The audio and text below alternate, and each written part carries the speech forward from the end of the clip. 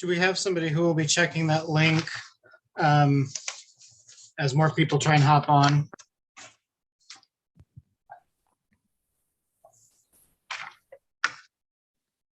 Yes, Greg will be monitoring that. Perfect, thanks.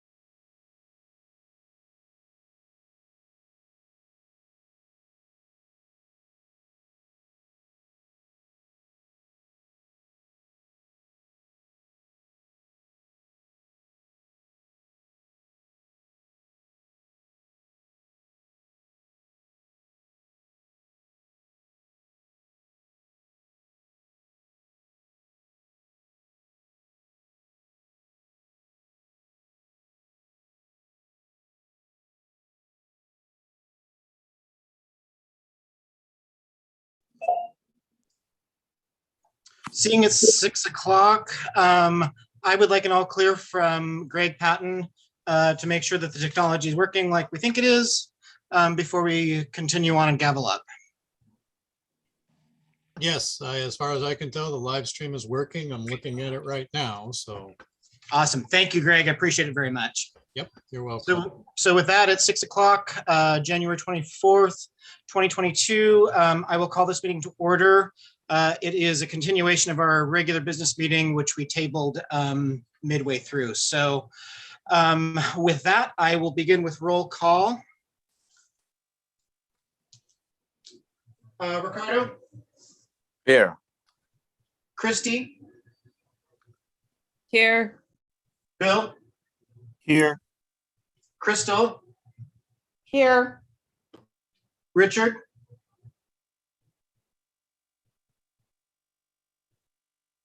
second call for Richard. Heidi,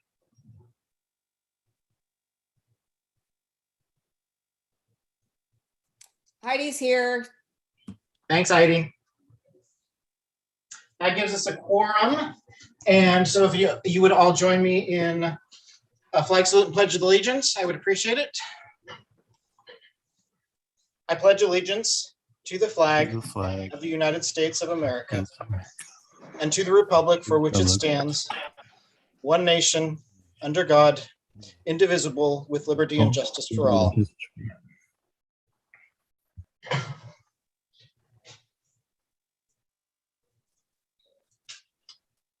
I'd like to have a motion for the agenda that was presented to us.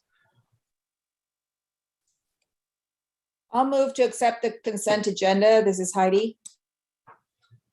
Not the consent agenda, the agenda as presented. Thanks for clarifying. Second, Bill. Have a motion and a second. Is there any discussion? I was wondering, this is Crystal, if in the baseball part, I sent a late message, but I was under the impression the last time we talked about baseball, that they were also going to bring the Title IX when they asked us to vote on it, and I didn't see any of that information included. This is just my understanding. I believe this is still for information only.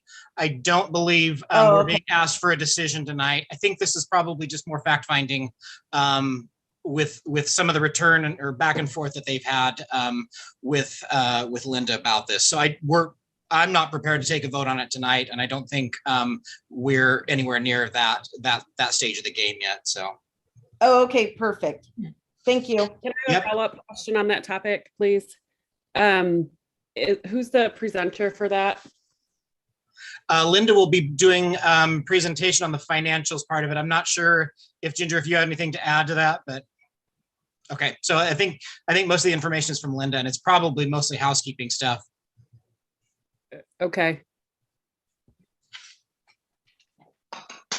Sorry, Any my other- last, Oh, go my ahead. last question on that is, when was that added to the agenda? I saw that on Friday Was it in there on Uh, Friday? as an Okay. agenda item. So I believe that was there. That was when I saw it, but I was in Houston, so I'm not sure if it was earlier, but I think it was Friday. So Okay, all right, thank you. any other discussion on the agenda? Hearing none, we'll move to a vote. Ricardo, Aye. Christy, Aye. Bill, Aye. Crystal, Aye. do we have Richard yet? No. Heidi, Aye. chair votes for, so we will proceed with the agenda as it is before us. I will go ahead and move on. I have a statement about our last meeting that I wanted to read out to everybody who is viewing this. and just basically to make a statement. Dear members of the North Marion School District community, I wanted to, as board chair, take the opportunity to address the events of the past regular business meeting that occurred on January 10th, 2022. As the Omicron variant was spiking up in number of infections, and the district had to make the difficult decision to pause in-person learning at the middle school. In consideration of our staff, we made the decision to meet that evening as a virtual meeting rather than in person. The technology was tested prior to the meeting to ensure that we could go live with streaming the meeting in real time. The technology did not perform as it should have, and that resulted in a situation where most, if not all, of the members of the public wishing to attend and view could not. I want to offer an apology from the board to those community members who were unable to view in real time and virtually attend the meeting. This is not acceptable. As chair, I was receiving conflicting reports as to the efficacy of the streaming, and a motion was brought forward to table all remaining items on the agenda to a future meeting. Unfortunately, that motion did not receive a second, and the meeting was continued. Again, I want to apologize for the confusion and frustration to those members of the public who were not able to attend in real time. This was less than an ideal situation, to say the least, and in no way does the board want to give the perception that business is being conducted without full knowledge of the public at any time. In the interim, the board link was improperly shared and created a situation where some members of the public were given extra privileges, but the public as a whole was not afforded the same access. All of these factors created a meeting space that was counterproductive to working through the board business. The board takes these issues very seriously, and we will continue to strive to make sure that technology is working so that all members of the public who wish to attend can. If this situation with technology persists or presents itself again, where we are unable to provide a working link that is streaming the meeting, I as chair will retain the right to stop the meeting and continue it at a time when our technology is working and the proper notice can be provided. I want to thank again the community for their continued patience as we all as a community move through the pandemic together and face the challenges presented with meeting virtually and still providing access to the public that they're entitled to. Moving along down our agenda, we actually have 5 public comments that were submitted, 2 of them were presented by one person. I will include those, but I'm going to read through those. If you will indulge me in my reading voice. Again, I appreciate all of the community involvement and presenting us with public comment. It is important. I would encourage public comment.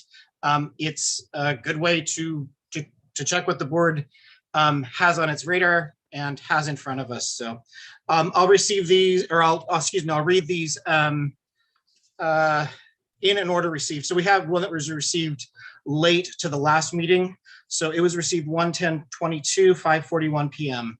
I would like to submit the following comments for the board meeting. My understanding from a staff member, the decision to close North Marion Middle School was decided in the morning. The principal at the middle school told the students at 2:30 p.m. to prepare for online school and that middle school extracurricular activities were canceled.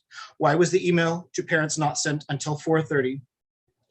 Sending the email so late in the day did not allow time for parents to process the information or submit public comments to board for board meeting tonight. Please communicate the timeline of Monday, January 10th on the decision to close North Marion Middle School.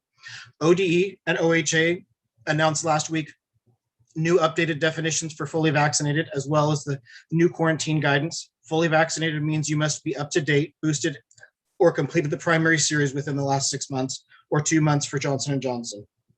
Why have these new updated definitions now been communicated to the community? These updated definitions impact close contact and test to stay. As a community member, this should have been communicated last week, as this could have impacted how many kids were considered to be quarantined and sent home today at the middle school. There are places in the community that are giving boosters with no appointment and no line. Why was the decision made to move to online learning for 2 weeks at the middle school? If the middle school started online Tuesday, January 11th, and resumed school on Tuesday, January 18th, this is a full 8 days of not being in the building, which is greater than the 5 days of quarantine under the new rules. Please reach out with any questions, Emily Hammock. Additional comments submitted by Emily Hammock 1/24/22 at 10:15 a.m. As a community, we have many volunteers who are willing and able to help at a moment's notice. Did the middle school exhaust all resources before determining to shut down the school for 2 weeks? From what I understand, one of the reasons that it was shut down was due to staffing. 9 staff out on January 10th, of which 4 were lunch staff. Why didn't the school think creatively and ask the community to come in and volunteer for an hour to serve breakfast and lunch? Getting substitute teachers has been difficult. Has the school board looked into a program to provide extra pay for substitutes? Example, if you sub for 5 days, you get an extra $200.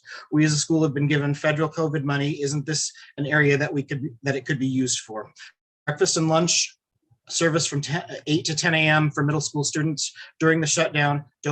Most parents work during this time, and middle school students are unable to drive. Many of these students rely on the service, take the bus because there is no transportation to and from school at their house. How are we serving our students with a pickup time from 8 to 10 a.m.?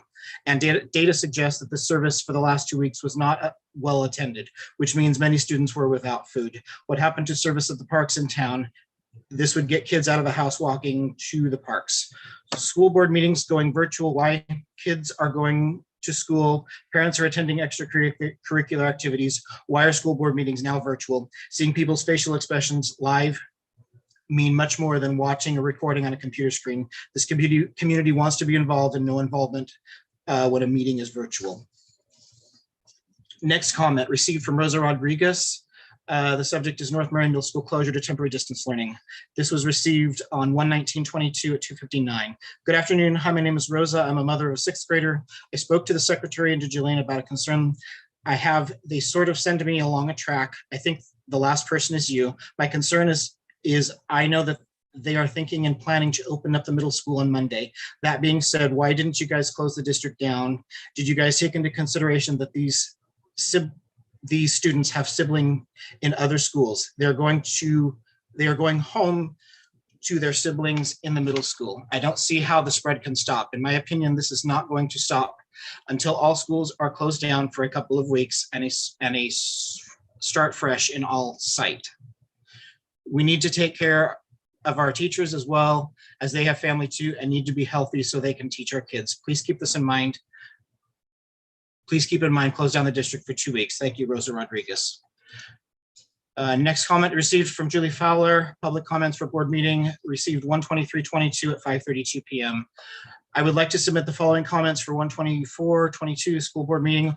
Why are the school board meetings no longer held in person? Why is the school board via Zoom and the community via YouTube? Was any corrective action taken for the school board meeting that came to an abrupt pause on 1/10/2022? Why are the weekly newsletters not being provided to all stakeholders in the community? For example, Jillian posted a survey on a recent vaccine clinic, but is not posting weekly newsletters via the same social media outlets. The middle school's parents and students were asked to watch a Loom video presented by Mr. Sheldon for returning to school on 1/24/2022 with new safety measures. At around the 8-minute mark in the video, Mr. Sheldon says that on your second, not properly wearing your mask correctly, offense, in 1 day, you will be asked to be picked up by a parent, which is equivalent to suspension. Is this a district policy? Are all schools implementing this policy? Who makes these policy decisions? If these are not able to be read during tomorrow night's meeting, I will expect an answer within 3 business days. Thank you, Julie. Received from Megan Patzer, public comment, time received 1/24/22, 1:08 p.m. Please accept the following comments for the school board meeting public comment section. Recently, I have felt there's been a lack of transparency within our district. This feeling comes from the unavailable school board meeting on January 10th, the North Marion Middle School sudden closure, which then provided an open facility to host a vaccine clinic during contractual school hours. What corrective action will be taken for the January 10th school board meeting that was closed to the public? What are the OSBA rules that pertain to this situation? Why are school board meetings being held virtually and not in person? What is the data that resulted in the closure for North Marion Middle School? How many student cases, teachers, instructional assistants, food service workers, were all options exhausted to keep the school open? Restaffing, principals or classified staff cover classes or other duties, community assistance. When the survey for the vaccine clinic came out, it did not specify that the clinic would take place during school operational hours. Were all stakeholders surveyed about use of the North Marion Middle School to host a vaccine clinic in lieu of holding instructional school for middle schoolers? Did the school board and superintendent approve the staff members who would use taxpayer dollars to pay teachers to get vaccinated during contractual hours? Is there an incentive by the state organization to host vaccine clinics during operational hours, OHA, ODE?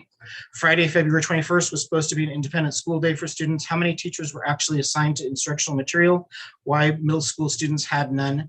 It was a free day off of school, the third day in a 2-week stretch. When will these academic days be made up? It feels again like the academic education of our school is not driving decisions at North Marion School Board District. This month is School Board Appreciation Month. Thank you for the volunteers that work for all you do in our district. A special thanks to Crystal for continually demonstrates diligent efforts in fighting to make things right for the children of North Marion School. Thank you for always being the voice of the community and our kids when it appears to be unpopular with other members of the meeting.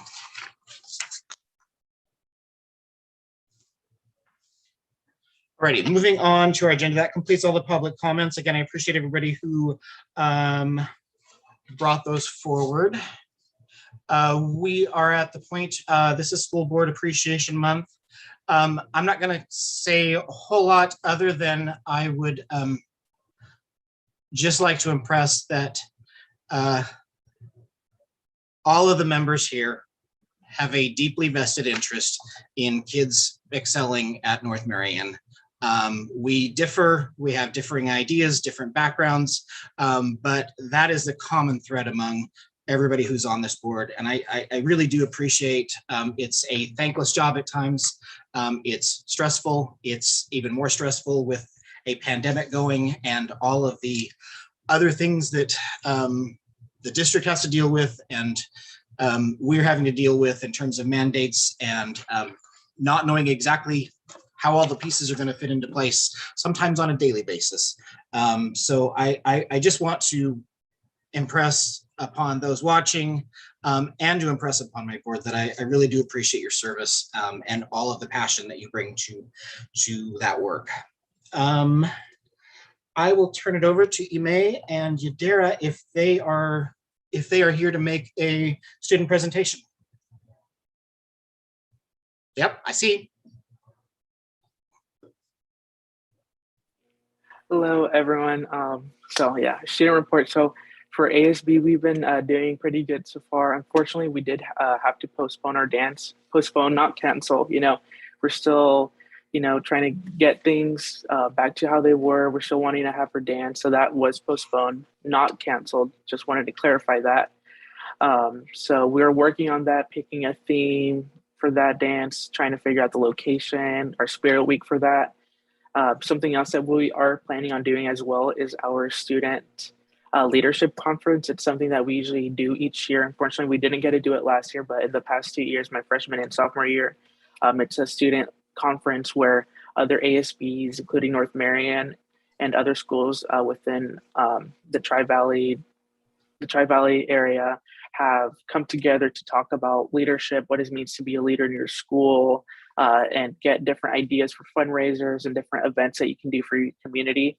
For example, from that event that we've attended in the past, we were able to do Lavender Week, which is something that we learned from Malala High School. And it's actually our year to plan this event. So that's something we're still hoping to do. We're trying to think of ideas and material that we could bring to the table and something different that we haven't seen in years past. So for Key Club, we've been trying to, you know, get our members involved in different community activities to get their service hours, and especially our seniors so they can get their Key Club stole. So we've been trying to find different ways to get them involved, to get their hours, and have gotten different outlets for them. And something that we do have coming up next month would be our the Tulip Parking Festival. So we would just direct traffic, help cars find a place to park while they are visiting the Tulip Farm. For MECHA, we just got some t-shirts and are getting ready to hand those out to our students who have been patiently waiting out for those shirts. And it's really exciting to see like more members join MECHA and We typically do a fundraiser around Valentine's Day, which is our chocolate roses, but we actually will be doing real flowers hopefully this year. You know, it's something different. Metro usually does chocolate roses, but I also think it would be nice to see, you know, a fresh flower. So I think that's it for those 3 clubs, and then I'll hand it over to you, Dara. Good evening, everyone. So a quick update with yearbook. Right now, we've been covering our winter sports right now in our winter coverage.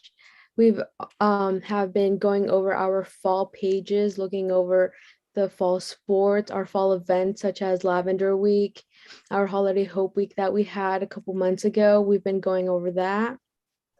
Now for FBLA, which is Future Business Leaders of America, right now we've been having Big Brother, Big Sister, which is when high school students go over with a primary teacher and have their students interact with our high school students. We've been having that every 2 weeks on Wednesday virtually. So that's been very fun and very interactive for both our high school and second graders.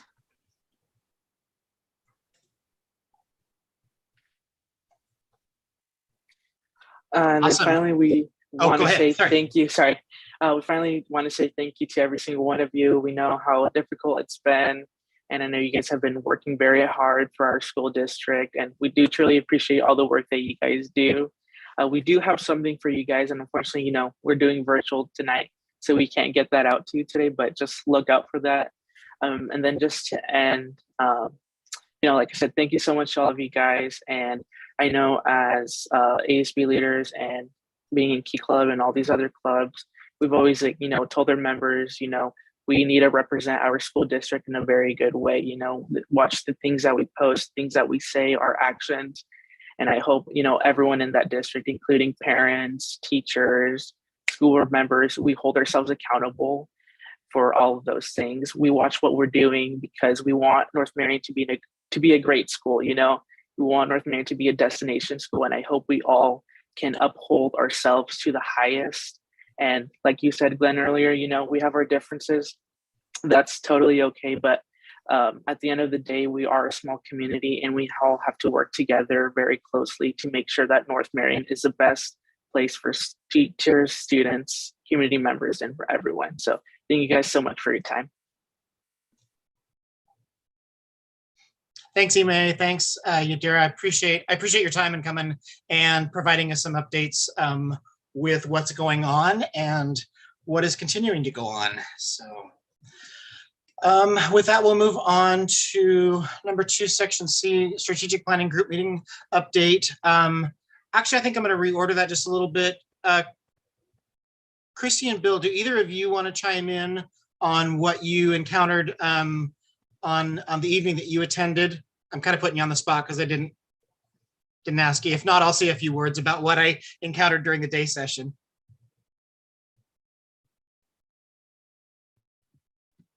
Go for it, Christy. Oh, man, that's what I was going to say, Bill.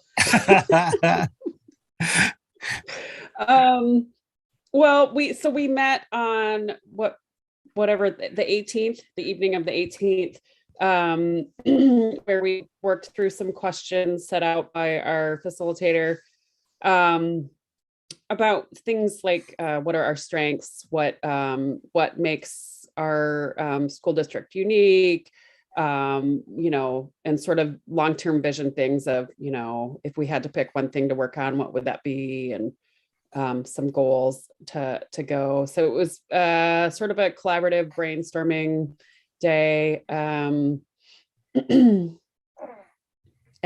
I think we have a report that sort of, I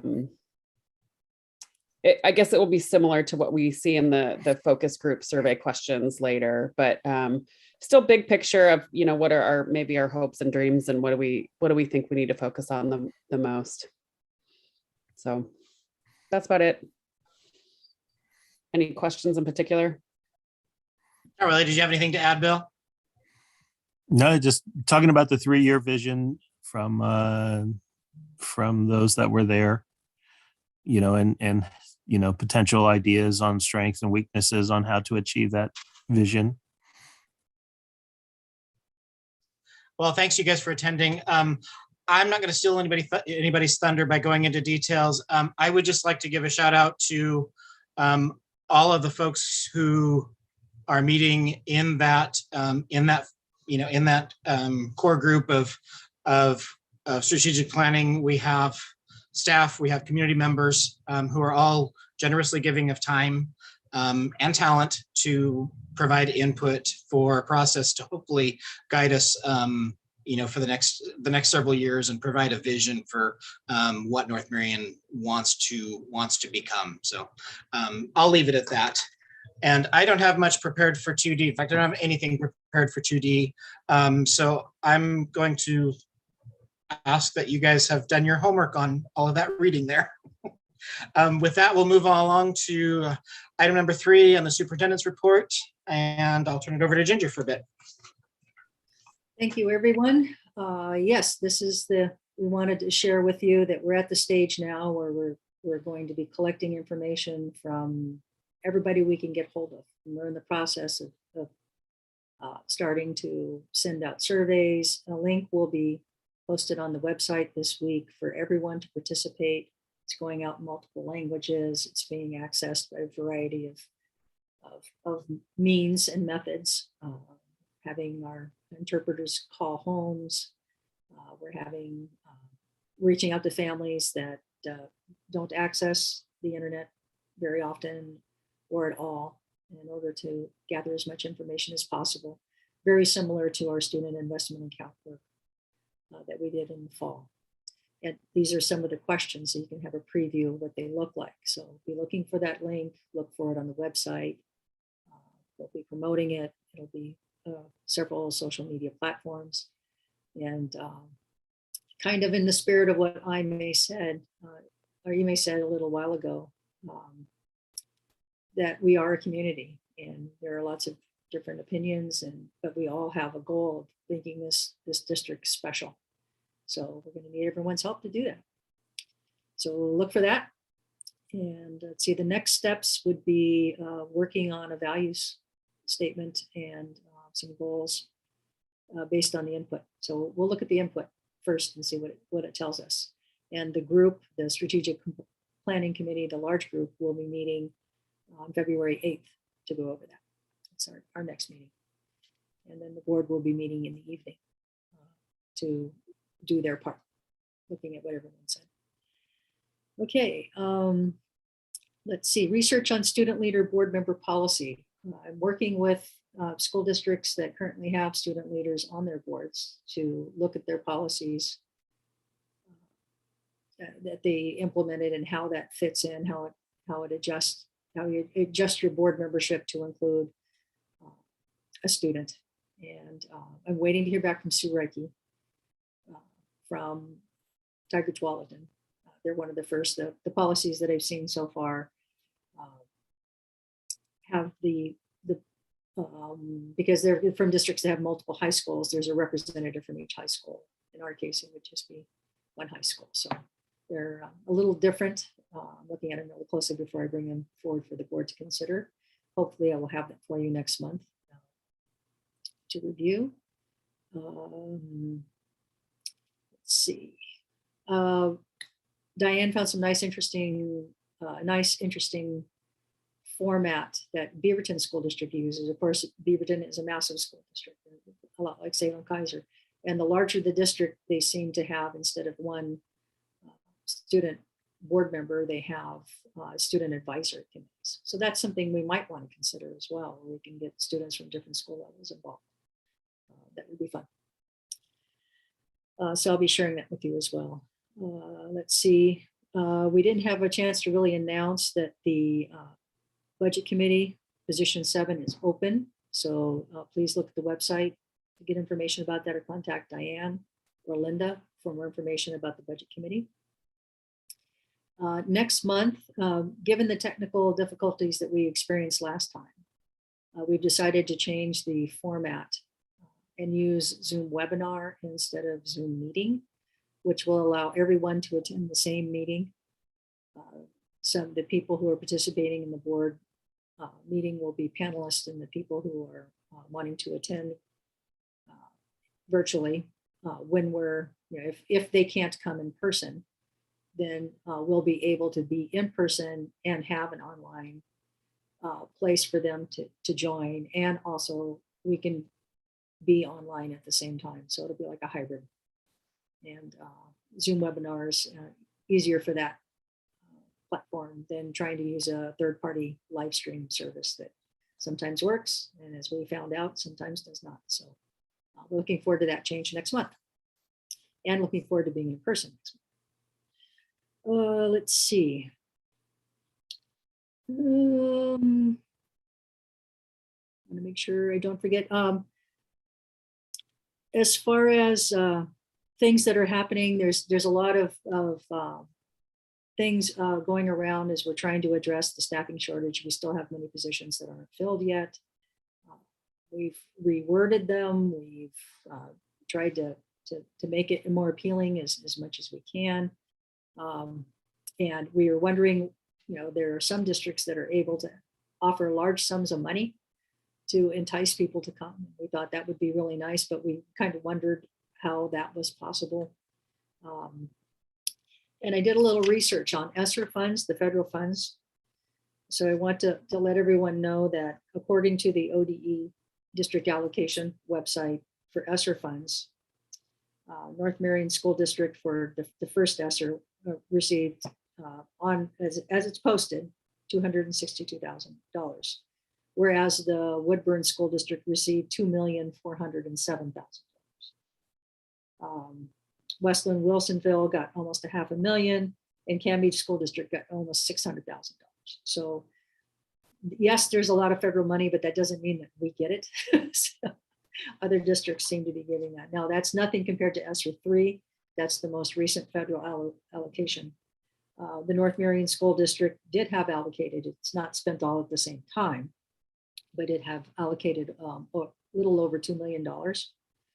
The Woodburn School District was allocated almost $20 million, $19,465,000. Westland Wilsonville, $4 million. Canby School District, $5,100,000. And Jervis even got almost $2 million. So there are some districts when people say, well, why can't we do what Woodburn has? There's a big difference between 2 million and almost 20. And that makes it easier for districts to do some things and be more creative than others. But it still means that we have challenges ahead. But we're trying to be as creative as we can. Some people had asked about how much money is really out there, and the difference between school districts is pretty significant.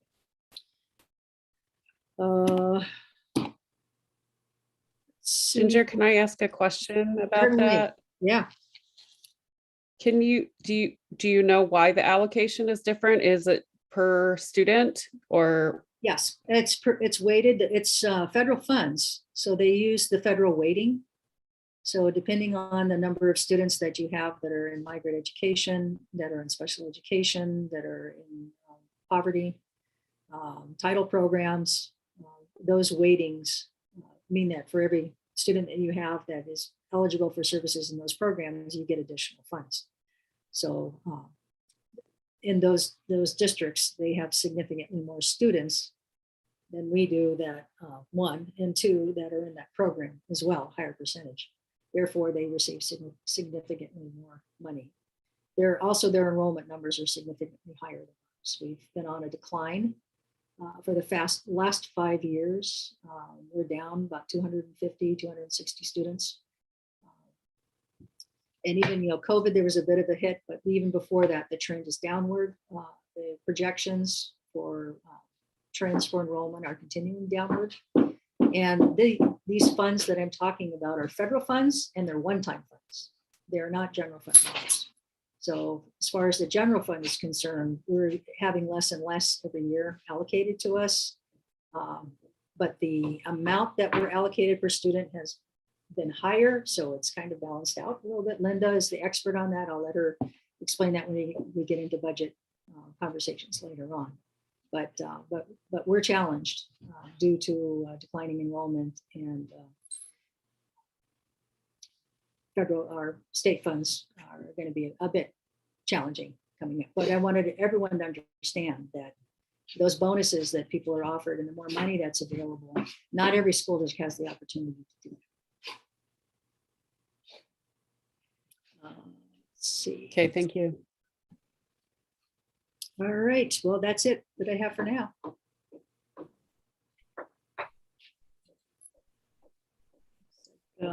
Sherry's next. Yeah, I was gonna say, do we have Sherry available to provide do. a brief teaching and learning? Thank you.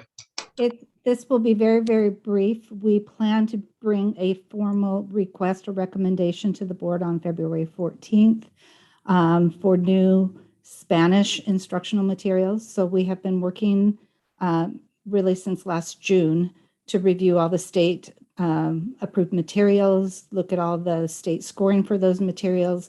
We narrowed down to 2 to pilot, and that pilot has happened throughout the fall. We have input from students, and we're working on the final details of working with the publisher for the recommended materials, and we'll have all of that information in a formal recommendation to the board on February 14th.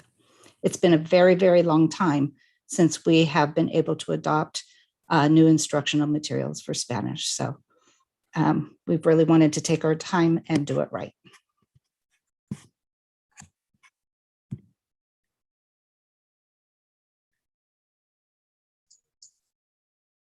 Thanks, Sherry. Appreciate that. And lots of hours of hard work into going into that process. So Glenn, it's Crystal. I can't find my hand raise button, but can I ask her a quick question? sure, go ahead. Was that K through 12 or just the high school? Yes, I'm not muted.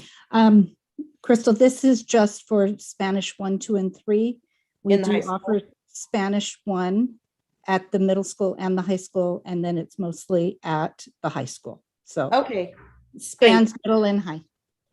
thank you so much. Mhm. Thanks, Sherry. Any other questions for her? Not seeing any. All right, moving along to item number 5, which is our consent agenda. You guys have all had a chance to look over that. I would entertain a motion to move forward on that.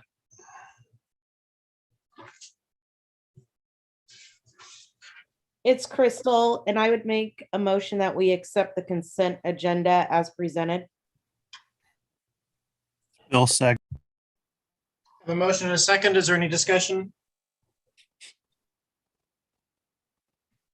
Hearing none, we'll move to a vote. Ricardo, Aye. Christy, Aye. Bill, Aye. Crystal, Aye. Heidi. Aye. Chair votes for, motion passes. Thank you.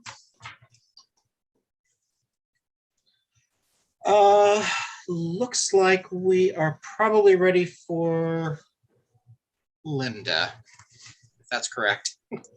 I'm here for the general fund information. Not much has changed. Our taxes are coming in as we had hoped.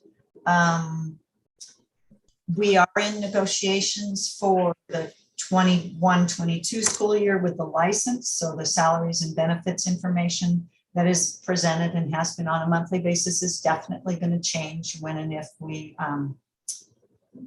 finalize that contract before the end of the school year.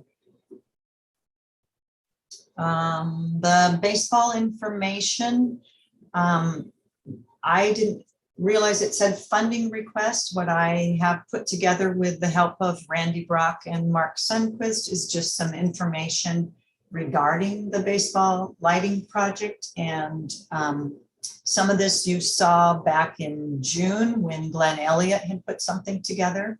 Unfortunately, tonight, Randy and Mark cannot be here.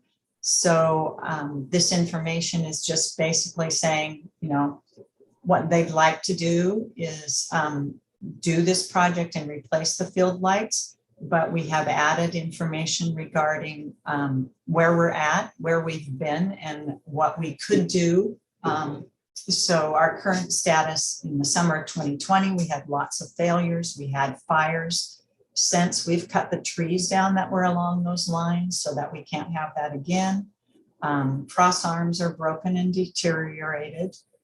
In the summer of 2021, 2 poles went out.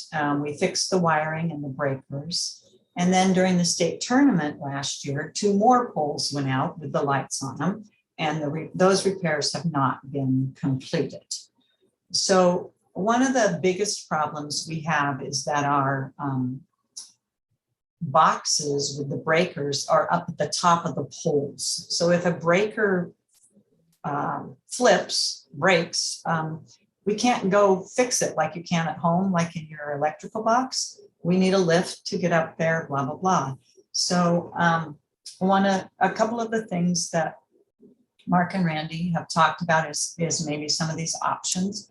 So option 1 has to be done no matter what, and that is to fix the 2 breaker boxes and those lights that aren't working right now. And we've put an estimated cost there, and you can see that I have an extra 0 in my 2,000. Option 2 would be to do those 2 boxes that are broken now, but bring the wiring down, put the breakers down at ground level where someone could flip them easily without having to rent a lift and get a lift out onto our ground. The option 3 that they talked about is, and we would only do this if we did not go through with the Musco project, and that is to take the breaker boxes down on all 8 of the poles, which would take probably around $25,000 to do, but we didn't think it would make sense to spend that money if the board was on a line of going with doing the full project for Musco. That would start in August of 2022. Like I said, we'd still need to do option 1 and maybe option 2. That would be just the general fund budget, and we would make a decision on how and what we would do there. But it doesn't make sense to do that on all poles if we're going to replace all poles and all of it starting in August of 2022. So you can see what we have put in place there. I think the last time we talked about it back in June, one of the things we talked about was having a Title IX spreadsheet put together, which is put together and sent out to our principals and ADs, so that if they know of any work that is done, whether it's in-kind, donated money, time, effort, of a value of more than, I think I put on it $500. I can't remember right now. They have this Google Doc that would be tracking those sorts of things, so that we can keep an eye on that. So this is just some information for you to look at, and I think we will be asking for a decision on the February 14th meeting, but I don't know if you have any questions or comments now. And like I said, I'm sorry that Mark or Randy couldn't be here.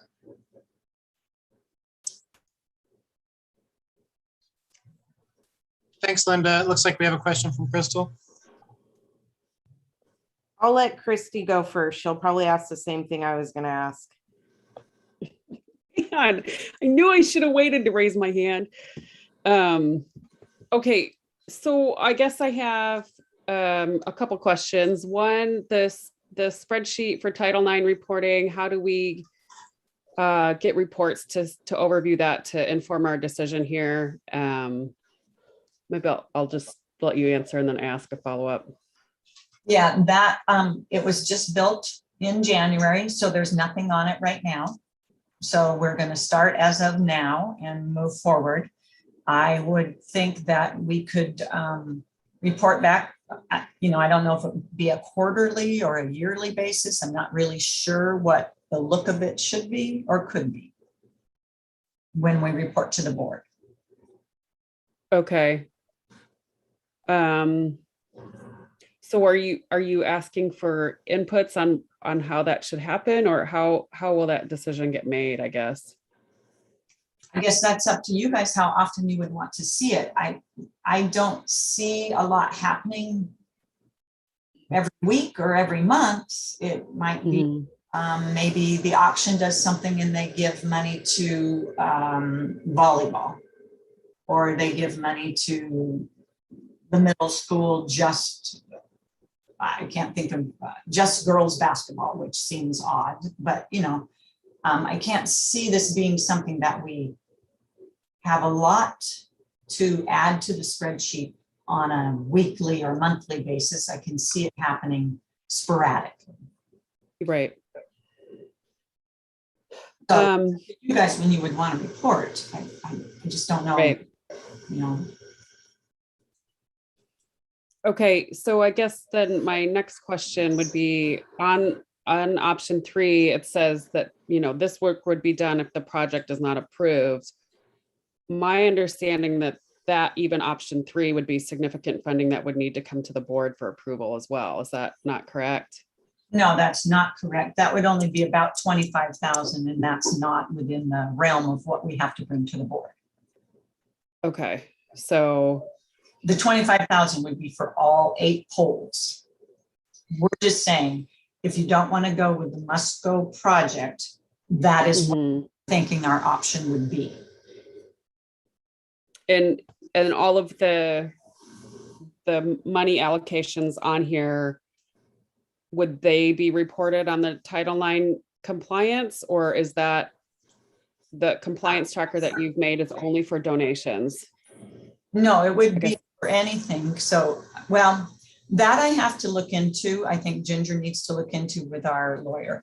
The question came up is, if this is just a repair and maintenance, all. So if somebody, if we need to put up a new fence because people's cars are, I don't know, because it's dangerous, because cars are, and it just happens to be on, gender field, does that count? Or is this a liability thing that we're trying to fix? That I do not know. This is a repairs and maintenance. I don't know how that falls. We have a way, I would think, on a probably more of a yearly basis of saying, okay, we spent between student body funds and the district, we spent X number on officials for girls basketball games and X number on for boys basketball games. But that changes each year with the number of home games you have. So do we need to be tracking a $5,000 cost one year for girls and $4,000 for boys, but the next year we know it's going to flip because they flip their sites or something? It gets a little tricky as to what we know has to be tracked. And I don't have time to detail this every time I pay bills. I mean, there's just no way. So it'll be, I think we need a little more guidance from our lawyers. Okay, so then maybe that's a Ginger question of, will we have that guidance from our lawyers prior to the February 14th meeting so that we can move I forward think with we discussion? definitely need to have that information, and I want to give Crystal the opportunity to raise her question as well. But my thinking is, if we're making any kind of significant investment, and like Linda's talking about, if it's a basic repair, that's different. But if we're making any kind of investment or upgrade, then the tracking sheet will have to show that money needs to be allocated for a similar project for Title IX purposes. Okay. So that's the question that I was going to raise, because when we did meet with legal and spoke regarding our Title IX in the past, our plan had not been followed. And so with that being clearly stated that we are already behind in Title IX and not following the prior commitments, I would be hard pressed to vote on anything that doesn't have clear writing of when the alternative sports, girls versus boys, will see that investment, because in the past it has not been followed.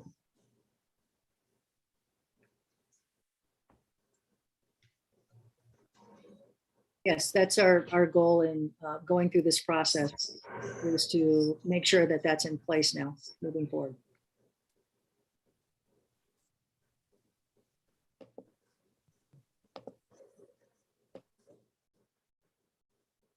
Any other questions?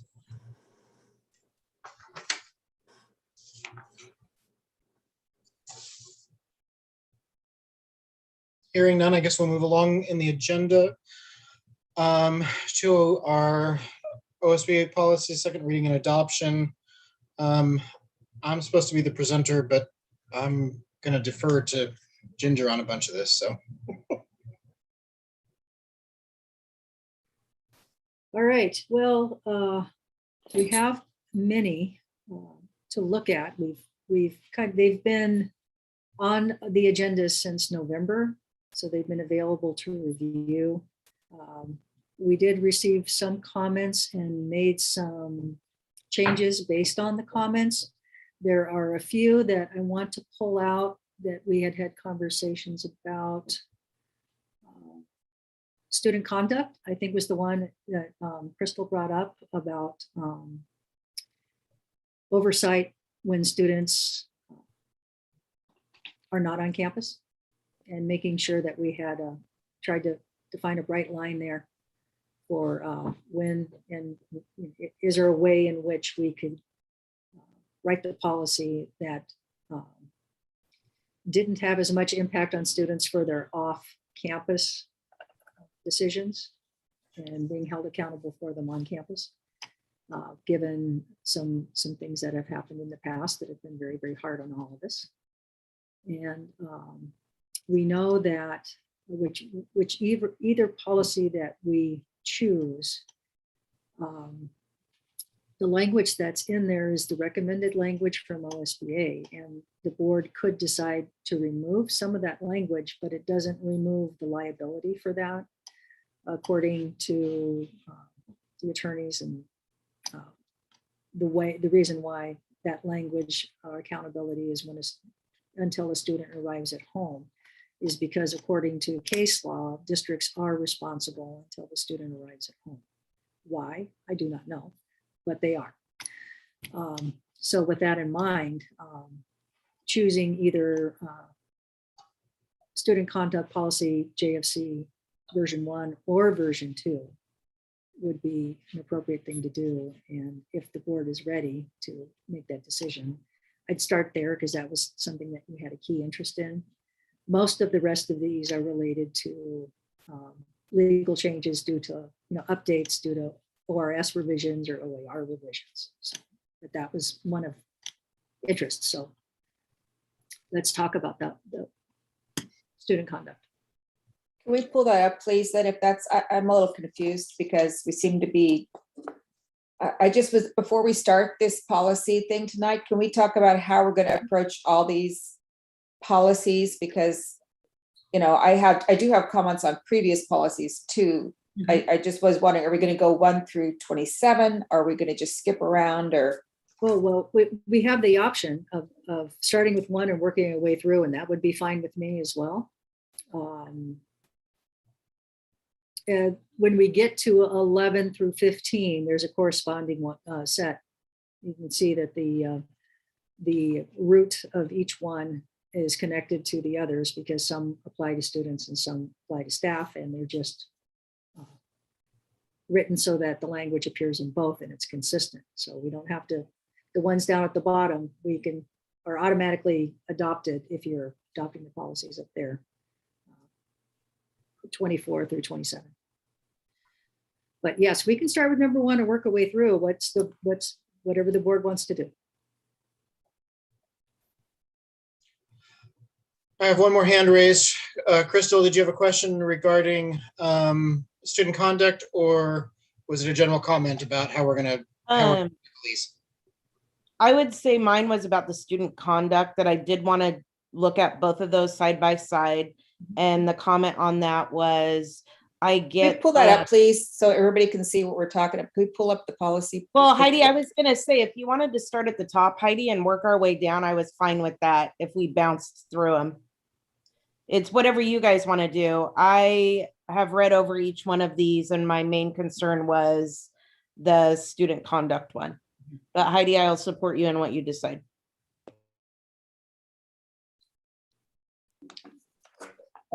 Okay, well, I'll just say I have a question on number 7, AC non-discrimination required. I just had a question. It asks for a, it requires a POC or point of contact to be published and named for this, and I was wondering if that's what we says that the superintendent shall appoint individuals to contact, and then that has to be posted. Do we do that, and where can we find those things, and who have we named for that? Like, do we have that in writing? We currently have Patrick MacArthur serving in that role. Can I interrupt? Can you see my screen with the policy AC up or not?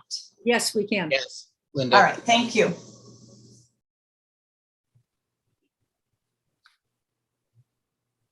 Okay, so where would, and where is that posted for, so people know where to go? Is it? Well, it's currently in the Title IX and the sexual harassment. And, there's a few places where that exists in several policies. And when we adopt this policy, we would be following the descriptions of what we need to do to make sure that people know about this process.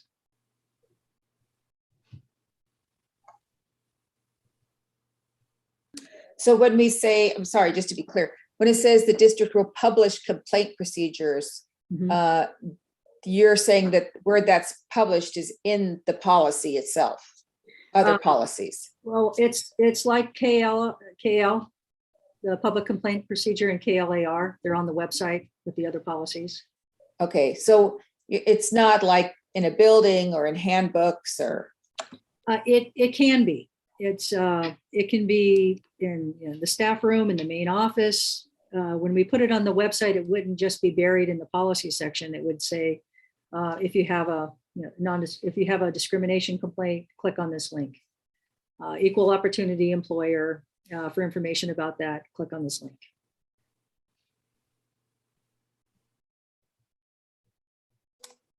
And that meets state law, federal law requirements. Okay, thank you.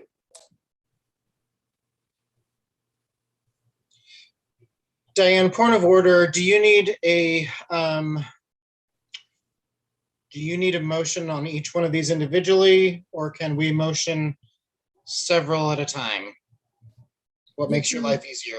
You can motion several at a time. Yes, that is acceptable. I would suggest that if you want to pull out, for example, the JFC, then do those in a group by themselves. But if like, for example, say 1 through 20, and make those in all in one motion.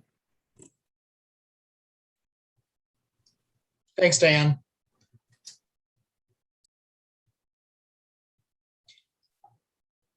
So I would entertain a motion if we were ready to move on a larger group of these. Oh, go ahead, Heidi. You've got your hand up. Yeah, I just wanted to ask on JB 19, equal opportunity. So there are brackets in there, and I think that's where you're referring to the SPED director as the person appointed for the, yeah. Is that, so then what we're saying with this is that we're okay with the brackets, the added brackets, correct? Is that what we're doing? Okay, thank you. And then the only other recommendation I would ask from the board is whether or not the board would like to adopt number 4 or number 5. We don't need to adopt both. So AR number 2, we can look at that in AR number 3. They're slightly different.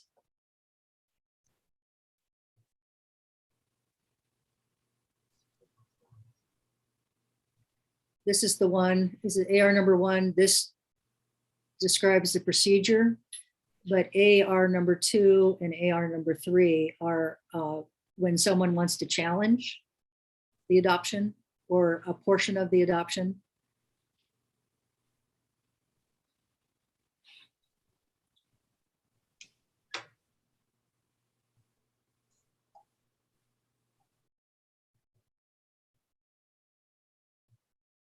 This one is very detailed.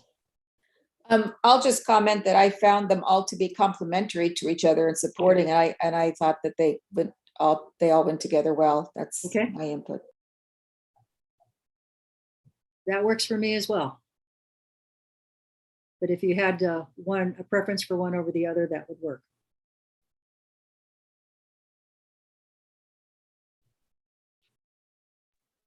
I guess I'm confused. Are you asking us to choose between number 5 and number 6 on the list? Because those are, Well, it's an option. You can, the challenge is kind of the details about how it would be done. yeah, And the AR number 3 is the actual form. right. So And would if we you look not at- want to have both of those? yeah, I guess you could, yeah. That I would have it set in stone. That would be one way to lock it in, yes. I was under the impression they went together too. Yeah. Okay.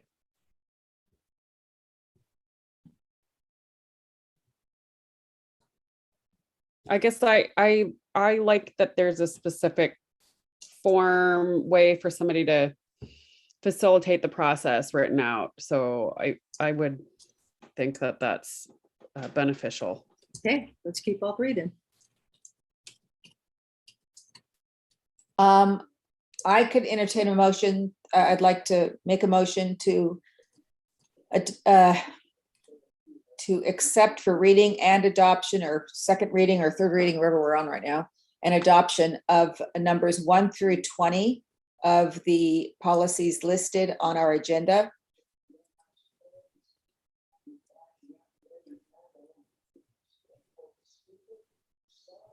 This Crystal, and I'll second. Have a motion and a second. Is there any discussion on that? I just have one point of order, Ginger. So you said 11 to 15 also corresponded with 24 to 27? Correct. Okay. Actually, to 28, 24 to 28. 24 to 28. Okay.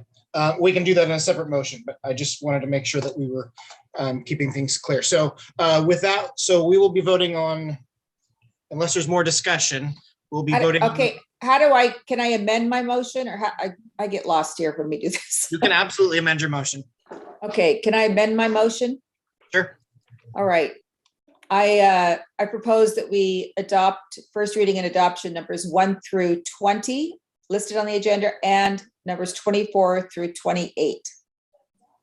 This is Crystal. I will second Heidi with her amendment. Awesome, great. So we have a motion and a second on the amended motion. Is there any other discussion? Hearing none, we'll move to a vote. Ricardo, Aye. Christy, Aye. Bill, Aye. Crystal, Aye. Heidi, Aye. chair votes for. That motion carries for second reading and adoption on those items we just dealt with. Is there more questions pertaining to JFC? Those 3 would be items 21 through 23. Yeah, I still really am having a hard time with I get the school bus theory, like that you pick them up from school, there are responsibility, all the extracurricular. The one that I'm struggling with is when it's in at their own place of residence or not on school property, where then we become the gatekeepers on what is acceptable and what's not. And I believe that's overstepping, and that's more of a parental involvement.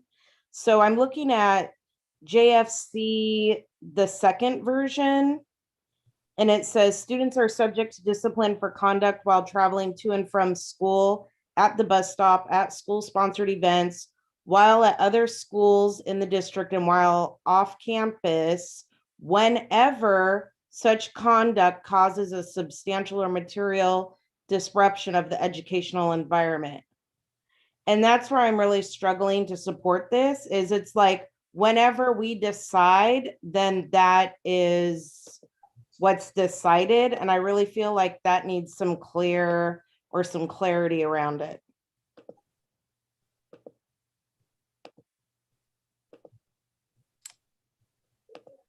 Can I comment here, Bill? Yeah, go ahead, Heidi. I would agree with Crystal on that. That's my concern also. And I don't know if striking the words while off campus would address that, or if it would still be open to interpretation by leaving the words whenever such conduct, meaning like whenever, or if, you know, so I don't know if you want to specify when not, you know, in a school setting, either at another school, you know, any kind of a school supervised setting.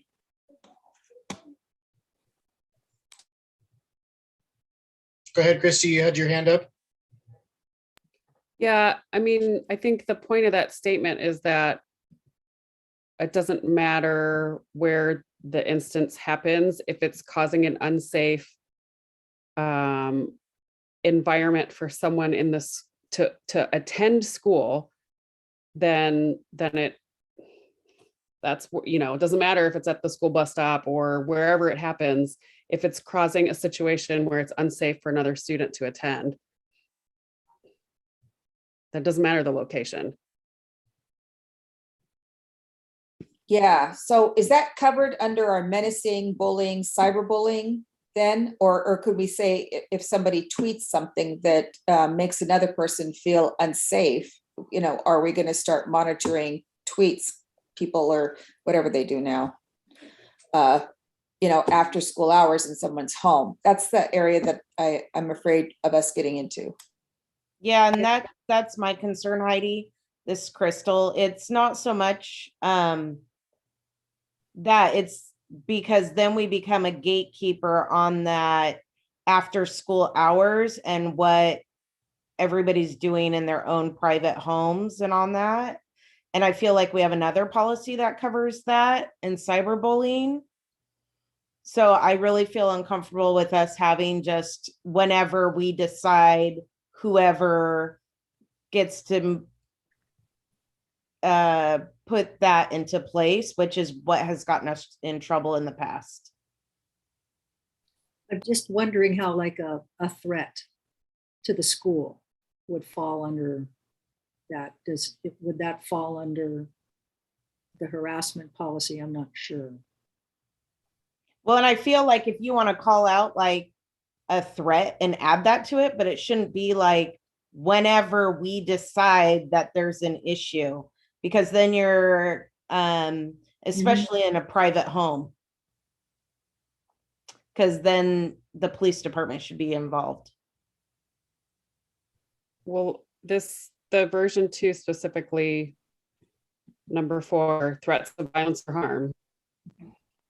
So I would just feel more comfortable accepting this if we didn't have that whole chunk in there. Or at least the spot that says whenever we deem that it's an issue, because then you're relying on somebody's personal opinion.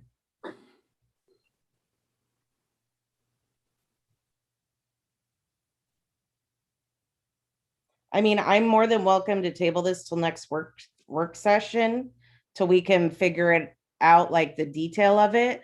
But as it stands right now, like I really just don't feel comfortable supporting it. Well, it says in item under the next page, threats of violence or harm are prohibited by policy JFCM, threats of violence. Right. That's clearly addressed, or bringing, possessing, concealing a weapon, vandalism. I mean, sexual Right. harassment. It is listed, so those are covered items already. Is it okay if we ask Bill? He'd like to give a little input about this one. Thank you. I was just gonna say, he's got a comment if you wanted to interject here. Thanks for that. I was just going to suggest, all of this language has been vetted really well by lawyers at OSBA.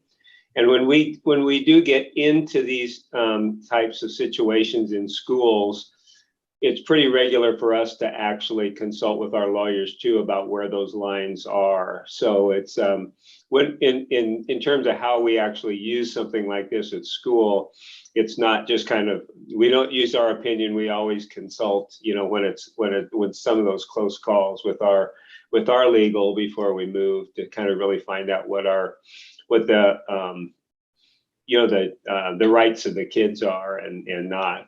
The language does kind of give us an opportunity to be able to protect kids, at school when things that have happened off campus actually carry into the school and create unsafe situations for kids and interferes with their ability to access their learning. So I just wanted to, kind of let you know that it's not, it's just kind of not randomly or, capriciously, used in terms of that way in the policy. It's always in consult with our counsel. Yeah, I was going to recommend if we were going to change some of the language in this policy, that we would run that by your legal counsel as well.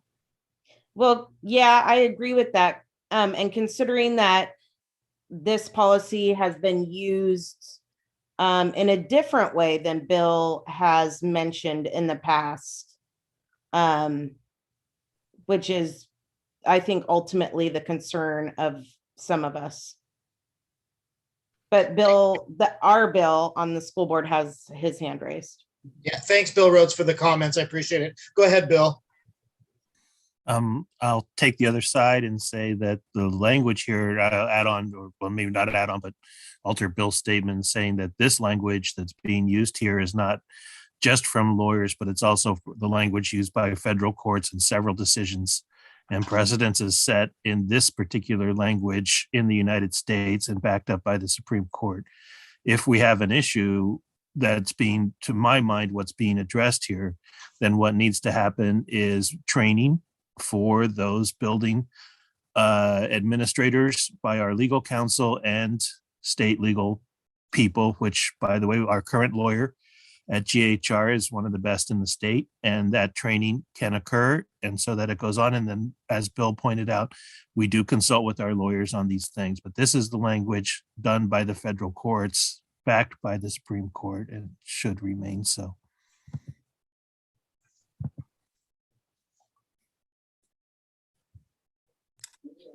Well, there's been recent Supreme Court law that addressed something similar to this, and I'm wondering if that was taken into account when this actual version was written, because it might have altered it. And I would second that, Heidi, about that, because there has been newer Supreme Court cases, and as even though OSBA gives these to us, it's ultimately our decision if they're put word for word into our district, whether legal's involved or not. Obviously, if we change it, legal still has to be involved, but I still can't support government reach into homes.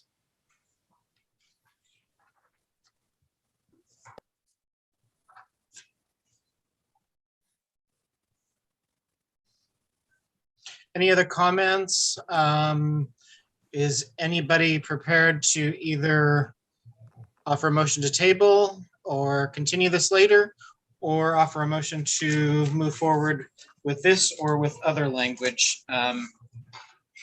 Bill, Glenn, I don't know if I keep calling you Bill. Anyway, I see Bill's name on top. Maybe that's it. Glenn, can I make one more comment, please? Sure, go ahead. Okay.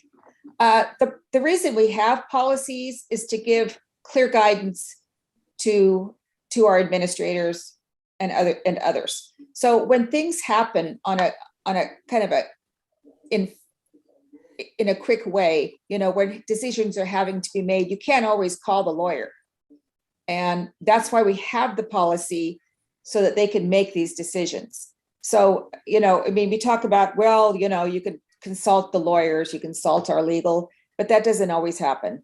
And so we need to be clear in our policy, and we need to make sure it's interpreted the way we see, the way that we want it to be interpreted. And I'm kind of with Crystal right now. I'm not comfortable with this. I believe that we should not be reaching into the home. And I think this kind of gives us the ability to do that. Christy, you had your hand up. Yeah, I agree with Heidi that often decisions are made. There's a need to make a decision relatively quickly, right? And you may not have all of the resources that you would ideally have available to you at a certain time. But what I do also want to make sure we don't do is tie anybody's hands into a situation where they cannot make a safe environment for our students to learn. And so taking that option off the table for people to make a decision to keep kids safe and to keep kids in school, I think is a mistake. And I feel like the last time we discussed this, we talked about having direct advice from our lawyer or whoever's lawyer about this. And I mean, I think that's where we are. We are having a lot of questions around this verbiage on both sides, all sides of it, if you will. And I just think we need some further guidance from somebody who has the legal experts that might be able to interpret, if we make this change, this is what the result is be. Or if we make the different change, this is what the result might be. So is that an option? My recommendation would be along that line my recommendation is at this point that you've had the conversation, you've raised some very good points that are worth having legal come and talk to the board at a work session specifically about what it means for it not to be there and what it means if it is there. Does it really reach into the home? If so, what can be done to mitigate that? Is it necessary to have all tools available to protect schools at any time? And also, what are the district's liabilities and the board members' liabilities for changing that language? Does it change when you change the words? Does it all of a sudden shift liabilities? There's a lot of different ways in which to look at the policy once you change it. And I think it would be good for us to schedule Paul to come do a work session with you about this particular policy, because it's important and it does touch on a lot of things. Thank you, Christy. I remember now in November when we looked at this, that was part of the plan. And I think with the holidays and everything, it slipped through. So I'll make a motion that we table this for a work session with legal regarding the valid points that we brought up in this meeting. Would that include JFCF also? Correct. I would say it includes JFC and JFCF so that we can get a full understanding of everything that it includes. Mm-hmm. I'll second that. Have a motion and a second. Is there discussion on this? Hearing none, we'll move to a vote. So this motion, a vote in the affirmative, is to table this till a further date, and we can do some more fact finding and have some legal advice. Ricardo. Aye. Christy. Aye. Bill. Aye. Crystal. Aye. Heidi. Aye. Chair votes for. That motion carries. So we will table those three items until we can get some further advice. Moving on.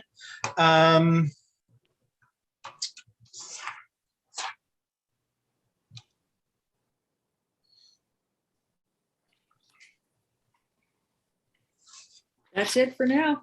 Yeah, that is it for now. I have one housekeeping measure which we did not cover in board communication, and that is the fact that Bill Gropp is running for the open position from the Marion District. Clarify me if I'm wrong. This is just an appointed position to fill out the term that was vacated from a member leaving. Is that correct, Bill? That is correct. Okay, so I just wanted to make that clarification. So this is the OSBA State Board, and he is applying for the open position that's there from the Marion District. So I just wanted to make that housekeeping note. We are at the end of our agenda, so I will adjourn the regular business meeting. Hold on a second. You got a hand up? Oh, I've sorry, got one- sorry, Christy. Sorry, I have one quick question. It's maybe kind of silly, but on the future agenda stuff, are these strategic planning times and dates for the whole board, or those other strategic planning events with other committees? I don't fully understand that. Diane, can you answer that? These are to let you know when the focus groups are meeting. And I believe that Jerry has been following up with the school board in your own focus groups, either on that same day or maybe a couple hours another day. Those have not been set yet. So, for instance, on February 8th, that is where Ginger had talked about where they're going to be drafting their mission statement or their vision statement. So, doesn't necessarily mean that's the board, but you guys wanted to know when they were meeting, so that's why they're on there. That's Thank just, you. That was me too, that I wanted to know. Sorry, Heidi. we're not invited to that though, correct? That's just for the core team. It's a core team. I was under the impression though that we could go watch from our last discussion. Not that I'll be there because I'm working that day, but if you wanted to watch, you could. I guess, could we maybe get some resolution on if we're invited to attend, and if so, like, how would we do that? And then also, which of those meetings are we having follow-up strategic planning meetings? I don't really know who to ask that question of, I guess, so I just brought it up here. Yeah, Christy, from our Sorry. last meeting that we talked about, I thought that was part of it. So we were Okay. going to be invited to those ones, and I missed mine because I had to work late. But I was planning on attending another focus group, and Glenn can correct me if I'm wrong, but I think you're headed down the same track that I thought we were supposed to be getting updates, so we didn't get the final copy and didn't like it. I also am totally in the dark about this, but I was not at the last board meeting, so I apologize. Yeah, I get, From yeah. my understanding, Ginger, you can clarify if I'm wrong. Other board members can attend. We just need to make sure that we don't go over the quorum threshold in that meeting. Is that correct? Okay. Correct. So, yeah, if others want to join, and this, this can be at varying states, if somebody wants to engage and join in, I think we have that latitude. Is that correct, Ginger? Okay. Yeah. Okay, so I thought that you could have more than a quorum at a meeting, as long as you weren't calling it a board meeting or making any kind of board decisions. But you can physically be in a meeting with other board members. You don't have to, it's not like you can't occupy the same space as more than 3 board members. However, we would be deliberating at moving towards a decision based on the material that we're covering. That's my interpretation. I could be wrong there, but there's a bit of deliberation going on in terms of where you're going to go, what you're going to do, and again, correct me if I'm wrong. I may be wrong on that, but in moving towards some sort of deliberation, I think we're fine to have 3 people there. If there are more than 3 there, we just need to make sure that we don't. I would like to be more comfortable if we didn't have a quorum there, but. Yeah, and the other thing to keep in mind is that the strategic planning group is set up so that one person is there to represent on behalf of others. There's one high school teacher. There's one special education teacher. There's one administrator from each building. So it's not, there's not multiple people. There's one industry person. There's one, there's one student. There's, so having more people there could actually be a hindrance as well. So just be cautious about overrepresenting. And because we want the voices in the room, we want to hear all of those people. And I know you'll be very cognizant about that and when you're doing that, but there's a reason why there are so many other people who are not in leadership positions in that room, so that more voices come to the table. And as far as the handout, there's a handout that I'll ask Diane to send to you as a reminder of which ones have the board meetings. Most of them do. On February 8th, we meet after, so it'll be in like another 6 o'clock meeting like we did before. March 8th is another meeting, again in the evening, and then April, at this point it's April 12th, but it may be moved to a different date. Same on May 17th. And then we switch to a different mode. So I'll send this document out again for you to look and see which dates to put on your calendar, and maybe Diane can help put those dates on your calendar, make it easier to remember and track.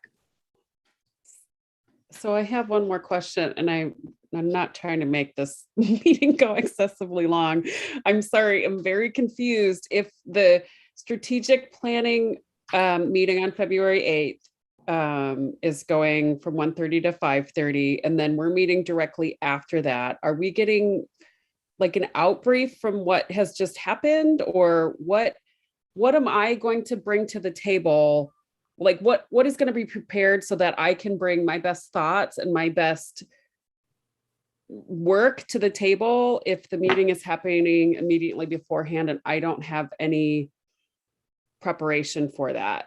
And maybe that's not a question that Ginger, maybe that's a question for our facilitator, but like I want to make sure that we're putting value into the time that we're spending together in this process. And if I'm supposed to respond to the meeting that's happening immediately prior without any. Oh, no, you're not. You will hear a little bit about that meeting, but what will be presented to you is the results of the meeting that we just had, where you discussed what, everyone discussed that participated, what their core values would be and what you thought was important and the one thing that we needed to do. So it's that information that will be brought forward. Your work, because that's where the board does its work. Okay, and then we'll have time to read over something beforehand for our meeting, so to be able to walk in feeling prepared. Yeah, that's the plan. Yeah. Okay, thank you. Thank you for the feedback. That's good information for me to share with Jerry.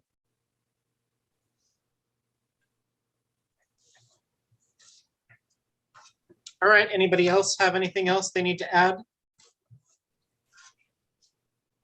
Hearing none, we will gavel down at 7:27. And correct me if I'm wrong, we are doing executive session directly following this. So let's take a couple of minutes, maybe 5 minutes to, if somebody needs a break, and then we'll meet back here in 5 minutes, for the executive session. This is Diane. I can't see where I can raise my hand. I don't think it will let me. Before you gavel down all the way, do you mind just reciting verbally out loud the executive session? Sure. Do you need that cited right before we go into, or do you need it cited right now? I would prefer you do it now because I believe the live stream will probably stop after your break. So. Okay. So yes, let me read the statement off then. But I need to, I'll do this. I'll do it off paper. The school board will enter into executive session according to ORS 192.660, Section 2, subsection D, labor negotiations to conduct deliberations with persons designated by the governing body to carry on labor negotiations, collective bargaining for UNME, specifically to review updated collective bargaining for UNME. We are taking no action on this matter tonight. And thanks for keeping me in line, Dan.